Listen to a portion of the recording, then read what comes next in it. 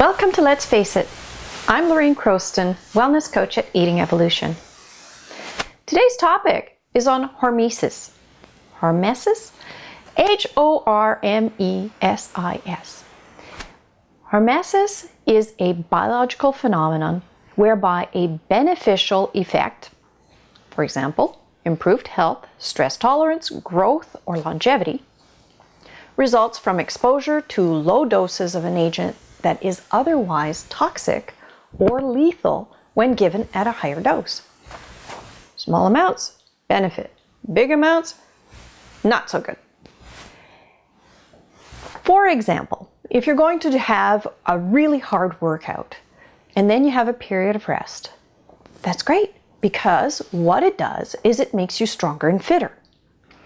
On the flip side, if you were going to do a hard workout all the time and never had that period of rest or an insufficient period of rest, then what you have is that it just breaks you down. Another example, 20 minutes in the sun activates vitamin D. Vitamin D is a great thing. 5 hours in the sun, well, you get sunburn. When you are trying to get the hormesis factor to really kick in from a health standpoint, you can do if there's something very simple that you can do is eat dinner early.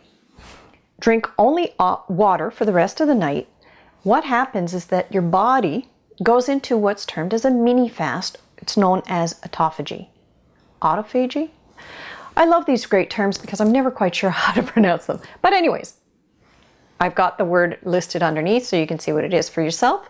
For energy, your body will first use up energy that it has stored in the liver.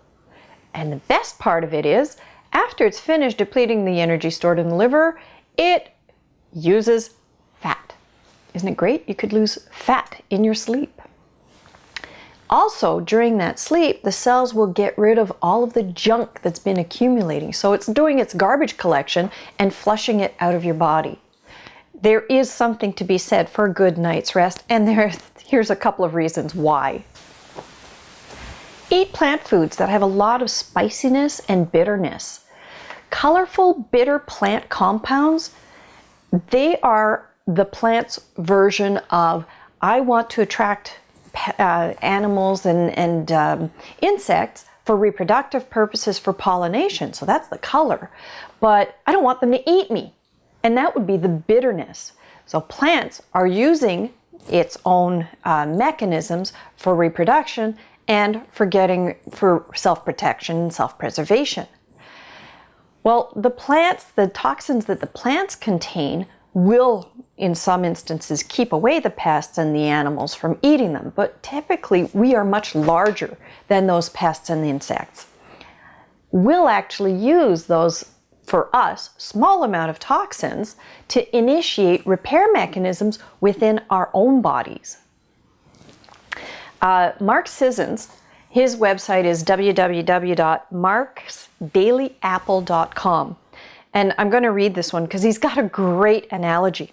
It says, if we were eating blueberries the size of Volkswagens, we might not survive the anthocyanin overdose, but a handful or two appears to be perfectly safe and even healthful.